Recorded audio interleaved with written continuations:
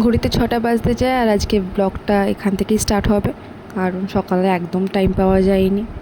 আর আদ্ধুর পাপা এক্ষুনি ফোন করে বললো যে তোমরা রেডি হয়ে নাও, একটু চা খেতে যাব বাইরে। তো আমি ওই জামা কাপড় রেডি করে নিয়েছি, এবার ওকে রেডি করবো, তারপর আমি রেডি হব, তারপর আমরা বেরোবো। সো রেডি করে নিই ওকে, তারপর আসছি। সো আদ্ধু রেডি হয়ে গেছে, খুব এক্সাইটেড। ও তো মানে বেরোবার কথা শুনলেই খুব এক্সাইটেড হয়ে যায়, কতক্ষণে ঘর থেকে বেরোবে। ওর পাপা অন দ্য ওয়ে আছে, ফোন করেছিল, বললো আমি ফোন করলে তারপর নিচে নেমে আসবে। তো এবার আমরা বেরিয়ে গেছি। বেরোবার সময় ব্লগ করা হয়নি, কারণ এত ছটপট করে না, কি বলবো। এসে গেছি চায়ের দোকানে, আর এখনও ঘুমিয়েও পড়েছে। আর আমরা এবার একটু চা খাবো। ও বেরোলেই ঘুমিয়ে পড়ে, এটা কোনো নতুনত্ব কিছু নয়। তো এটা হচ্ছে সেই চায়ের দোকান যেখানে আমরা সবসময় বিকালবেলা আসি আর চা খাই। আর তারপর আর কোনো ব্লগ করা হয়নি, কারণ এত ছটপট করছিল আর ঘুমিয়ে গেছিলো।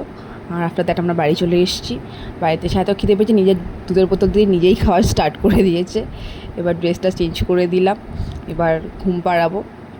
জানি না এক্ষুনি ঘুমাবে কি না, বলতে পারছি না, কেননা খেলার মুডে আছে। আর অনেক কষ্ট করে এবার ঘুমটা পাড়াবো, এবারে দেখা যাক যে ঘুমায় কি না, দেখি।